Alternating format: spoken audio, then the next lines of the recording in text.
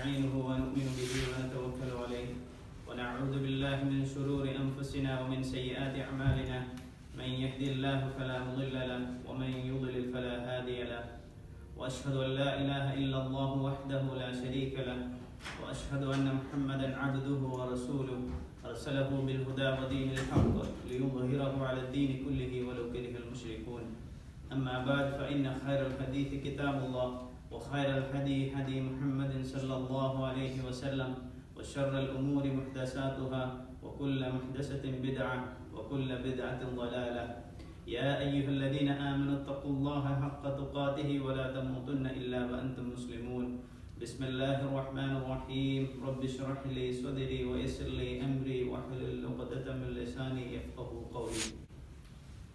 In previous khutbahs we were discussing about some of the benefits of the names of Allah subhanahu wa ta'ala. As most of you may know, by mention in Quran or the authentic traditions, there are 99 names,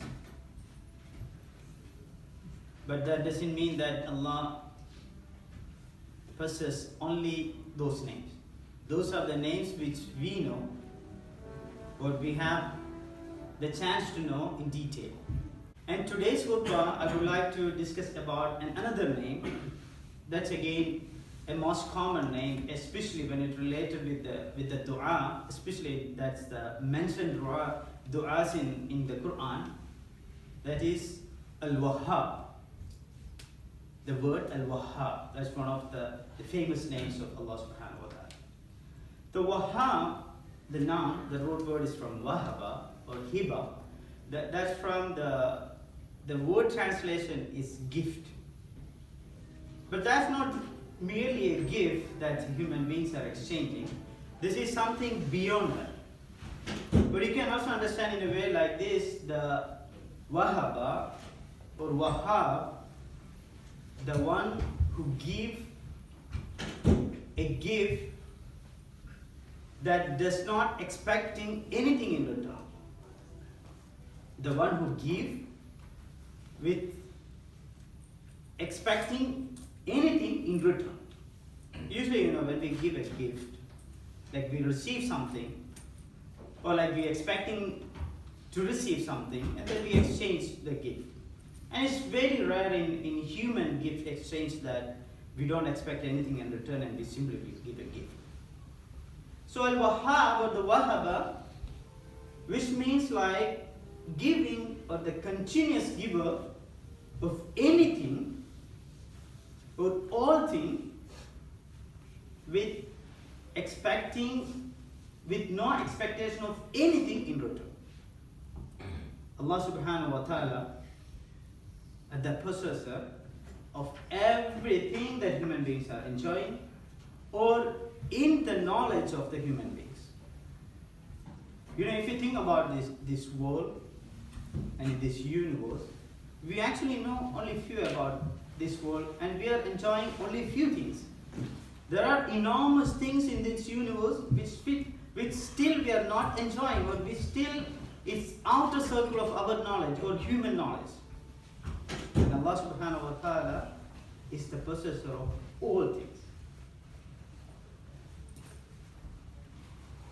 And the human beings, whatever the human beings has, including the abilities, the wealth, the health, or the knowledge, or the family, or the society, everything is from Allah subhanahu wa ta'ala. Allah subhanahu wa ta'ala gave to us. We are not the owner of the things which we are possessing. It's our misunderstanding that we are the true owner of everything we have.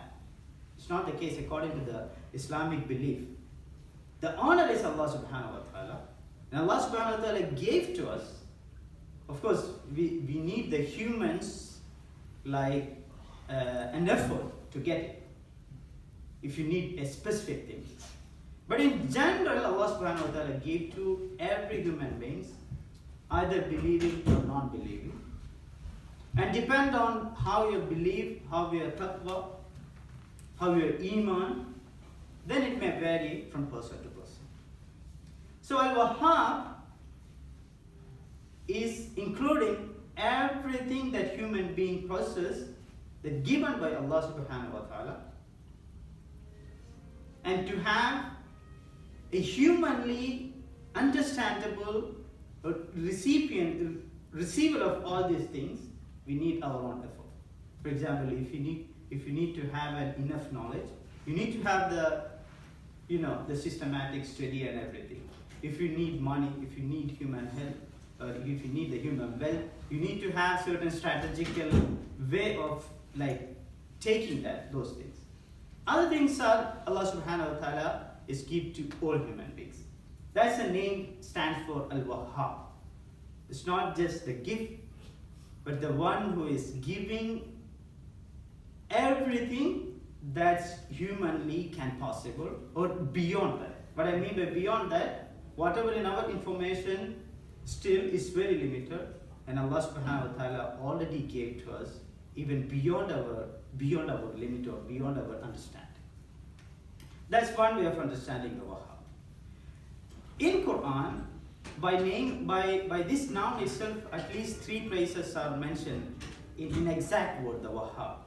And there are many other in ayahs, the proverb or the word, and many things are used. For example, like the WAHHAB, especially when it comes to the family or the child. Once again, I found an interesting thing. This wahaba or wahabana, we gifted, is also something related that human beings are generally think it's impossible, generally think it's difficult to obtain, but Allah subhanahu wa ta'ala gave. Just give an example. Zakaria alayhi salatu wasalam, the Prophet Zakaria, as we know that Allah gifted the child at the very early, very late stage. Humans, general understanding, it's almost impossible to have a baby for a very old man, over 80 or over 90. But Allah subhanahu wa ta'ala gifted. There Allah subhanahu wa ta'ala used WAHHAB. We gifted. And it's not just only in those circumstances. In general, also Allah subhanahu wa ta'ala used it.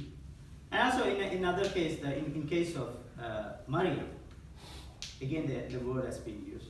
And in general about the Wahhabin al-Ishaq wa Khutuba, that is in common that Allah subhanahu wa ta'ala gave the prophets in companions and the brothers.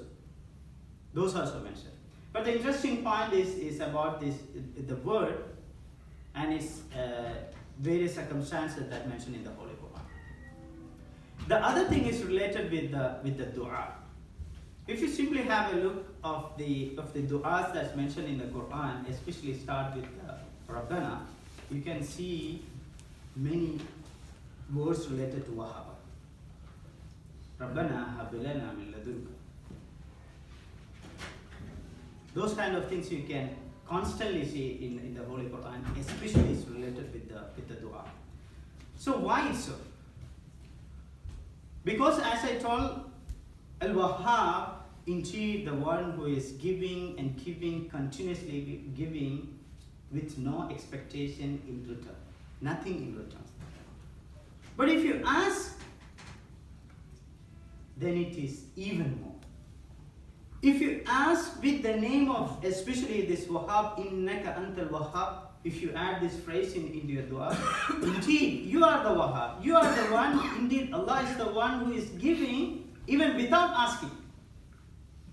Then if you ask with this name, with this phrase of Allah subhanahu wa ta'ala, indeed you are the Wahhab, you Allah subhanahu wa ta'ala is the one who is giving even without we are asking. But yet Allah subhanahu wa ta'ala, we are asking you because you are the Wahhab. So I need this and this, I need this and this. Especially many of us, or many of the families, they don't have the child. Allah subhanahu wa ta'ala, especially in the Quran, in a context, this innaka antal Wahhab is came. If you are not know about any dua in Arabic phrases, but you can still say in your language, indeed Allah, you are the one who is giving even without asking. Yet I need this. An interesting thing again came with the history of the Prophet Sulaiman. You know what Prophet Sulaiman asked to Allah subhanahu wa ta'ala? Using this innaka antal wahhab. Rabbi habli mulkan la yanbaghi li ahadin min ba'di innaka antal wahhab. Rabbi habli mulkan la yanbaghi li ahadin min ba'di innaka antal wahhab. Which means, oh Allah, give me mulkan, a kingdom. A kingdom which nobody possesses and which no one will possess, because you are the Wahhab. You are the one who is king. So what was the result? Allah subhanahu wa ta'ala gave him what type of kingdom? The humanity not yet understand the kingdom and the limit of kingdom of Prophet Sulaiman. Prophet Sulaiman has not only the control of human being, not only the control of humanly understandable limits, but he was even controlling the jinns, even controlling the winds. If Sulaiman asked to construct a building, the angels will go, the jinns will go deep into the sea and take the very special stones or very, very precious thing from the deep sea and make it decorate with the building. Still, if you go to those places, you can see some like very small, you can say like some remainings are still there. And still we don't understand how this beautiful construction or how those big type of very heavy things are like constructed at time and place of that time. Because this is something beyond the human capability. So what my point is, Prophet Sulaiman was asking to Allah subhanahu wa ta'ala to give a kingdom which human being never possess and will not possess. Something very unique. Of course he is a prophet, yet he is using this word innaka antal wahhab. So with giving an idea to us, to human beings, those who are living even now, we can ask to Allah subhanahu wa ta'ala anything we want. No matter how small, no matter how big it is. No matter like how, probably if you ask for now, we may think like, okay, so this may not be suitable for him, or this is, maybe it's not in my capacity, something like. But if you're having a complete trust in Allah subhanahu wa ta'ala, indeed Allah subhanahu wa ta'ala is al-Wahhab. Even Aisha radiallahu anha was like narrating a story about she was asking to the Ummah of Prophet sallallahu alaihi wasallam in later stage, ask everything you want from Allah subhanahu wa ta'ala, including the lace of a shoe. Such a minor thing, small thing.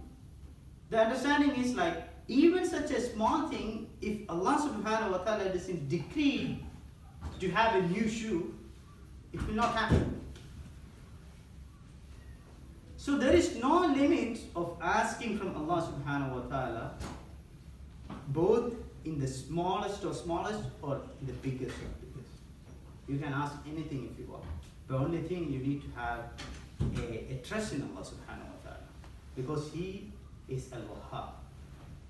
As I told, the one category He gives to everyone. Every human beings are enjoying. Those are given by Allah subhanahu wa ta'ala because He is al-Wahhab. But the second category, those who ask for Allah subhanahu wa ta'ala, those who really need for that, those who have a complete trust in Allah subhanahu wa ta'ala, those who have a complete iman, then if you ask, by expecting and by understanding how He will answer, that's also important. You know, there are three ways of answering a dua. One is an immediate answer. Once you ask, the next day or next few months you will get it. And the second thing is, you may not get it, but at least something that going to happen to you will be erased from the list.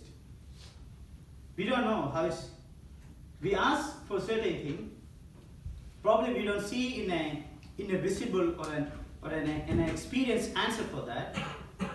But something which was going to happen to us is erased, is removed. That's another way of answering the dua. And the third way is, of course, it's not an our. If you ask for something which is not answered here, and Allah extend to answer these things in the hereafter. So if you understand all this, and if you have a complete trust in Allah subhanahu wa ta'ala, then you can ask anything which you want. أقول قولي هذا أستغفر الله إن الحمد لله نحمده ونستعينه ونؤمن به ونتوكل عليه اللهم صل على محمد وعلى آل محمد كما صليت على إبراهيم وعلى آل إبراهيم اللهم بارك على محمد وعلى آل محمد كما باركت على إبراهيم وعلى آل إبراهيم إنك حميد مجيد. One of the famous dua that probably we all can have, ربنا لا تزغ قلوبنا بعد إذ هديتنا وهب لنا من لدنك رحمة إنك أنت الوهاب. This is a very important dua that I think every day we should do this. The meaning is, oh Allah, don't confuse our qalb, our heart. Don't change our qalb, our heart. Don't shake our heart. Ba'da idh hadaytana, after you guide us. Don't shake our heart after you guide us, after you already guide us, after we became Muslim, after we became the one who is believing in Allah subhanahu wa ta'ala and His prophets. Don't shake our heart. Don't change our heart. Don't confuse our heart. وَهَبْ لَنَا مِن لَدُنْكَ رَحْمَةً. Indeed, gift us from you the rahmah, the mercy. إِنَّكَ أَنْتَ الْوَهَّابُ. Indeed, you are the one who is giving. So how important is dua, brothers? Because especially living in these certain circumstances doesn't mean that we are living in Japan, but in this, things are happening. Especially we all are educated, our things grow sometime in a different way. Especially those who are in the, always wonder about the scientific miracles. Sometime our mind will slightly fluctuate, thinking that, oh, this is really because Allah subhanahu wa ta'ala did it, or this is because the scientists have discovered it.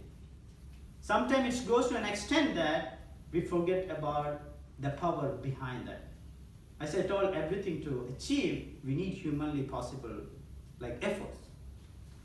But at the same time, we have to remember always the ultimate power, the ultimate giver for everything that human being possesses is from Allah subhanahu wa ta'ala. That's why this dua is so important.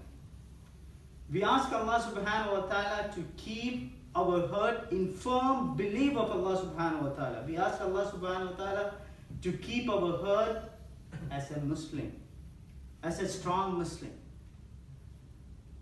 So we can have this practice if you have not yet practiced this dua. رَبَّنَا لَا تُزِغْ قُلُوبَنَا بَعْدَ إِذْ هَدَيْتَنَا وَهَبْ لَنَا مِن لَدُنْكَ رَحْمَةً إِنَّكَ أَنْتَ الْوَهَّابُ. If you don't remember, simply ask, oh Allah, firm my heart in Islam, because you are the one who is giving.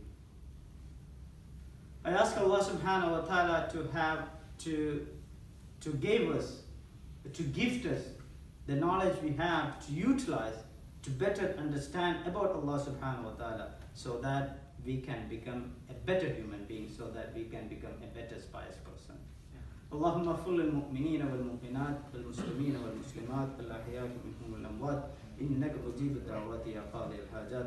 اللهم أجرنا من النار، اللهم أجرنا من النار، اللهم أجرنا من النار. اللهم إنا نسألك الجنة، اللهم إنا نسألك الجنة، اللهم إنا نسألك الجنة. ربنا لا تزغ قلوبنا بعد إذ هديتنا وهب لنا من لدنك رحمة إنك أنت الوهاب.